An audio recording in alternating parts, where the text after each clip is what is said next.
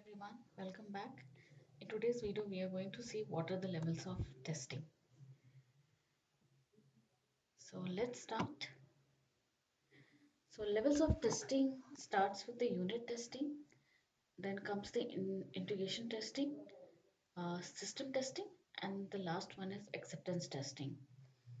Testing at different level is performed throughout the entire life cycle of software development and maintenance. The level of testing determines what tests are performed on a single module, a group of modules, or a system as a whole. Testing at all levels of the system is the key to successful implementation and delivery of the project. Now let's see each of the uh, levels in detail, starting with unit testing. This is the most basic type of testing, which is also known as component testing. And unit testing aims to verify each part of the software by isolating it and then perform tests to demonstrate that each individual component is correct in terms of fulfilling requirements and the desired functionality. This type of testing is performed at the earliest stage of the development process, and in many cases, it is executed by the developers themselves before handing the software over to the testing team. The advantage of detecting any errors in the software early in the day is that by doing so, the team minimizes software development risk as well as time and money wasted in having to go back and undo fundamental problems in the program once it is nearly completed. Then comes the integration testing. Integration means combining.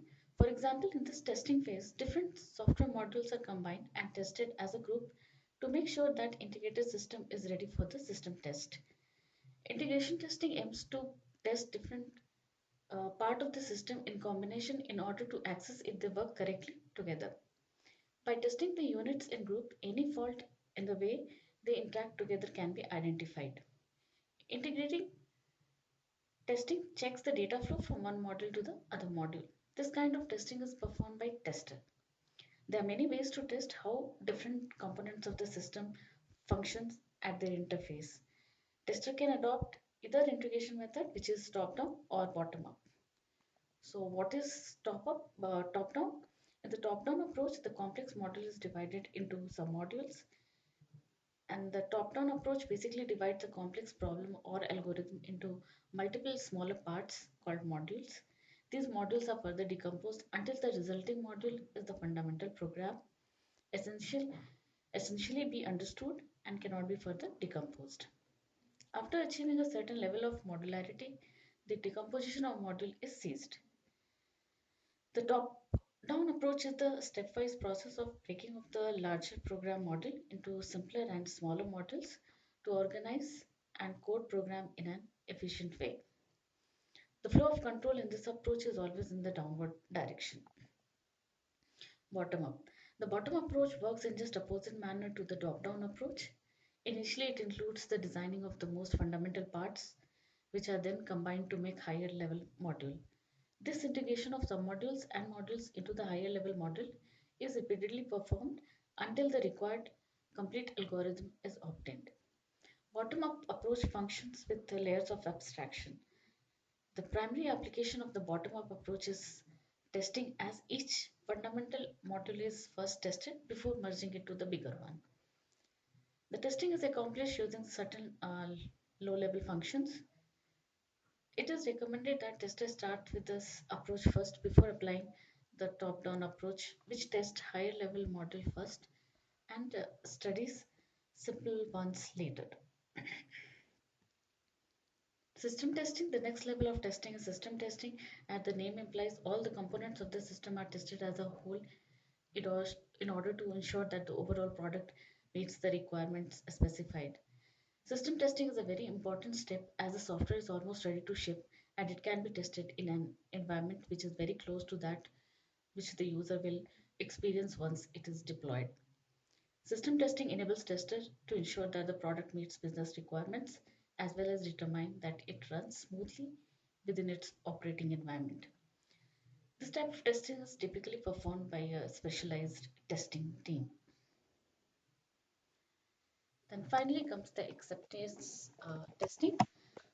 Acceptance testing is a level in the software testing process where a product is given the green light or not. The aim of this type of testing is to evaluate whether the system complies with the end user requirements and if it is ready for deployment.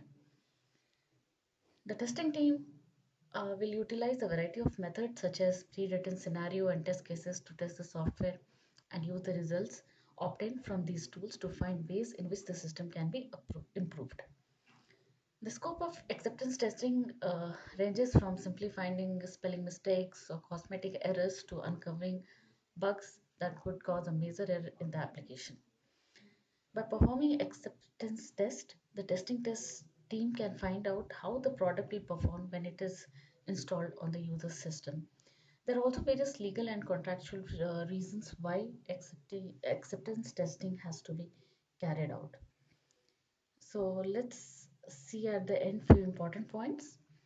There is a logical sequence that should be adhered in order to minimize the risk of bugs cropping up just before the launch date. Any testing team should know that testing is important at every phase of development cycle by progressively testing the simpler components of the system and moving on the bigger, more complex groupings. The tester can rest assured that they are thoroughly examining the software in the most efficient way possible. Testing early and testing frequently is well worth the effort. Detecting software errors early is important since it more effort is needed to fix bugs when the system is nearing launch and due to the interactive nature of components in the system. One small bug in a particular component hidden deep within the layer of code can result in an effect that is magnified several times over a system level. So, by adopting an attitude of constant alertness and scrutiny in all your projects, as well as a systematic approach to testing, the tester can pinpoint any faults in the system sooner, which translates in less time and money wasted later on. So that's all was for today's video. Thanks for watching, and if this video was helpful, please like the video, share with your friends, and don't forget to subscribe. See you in next video. Bye.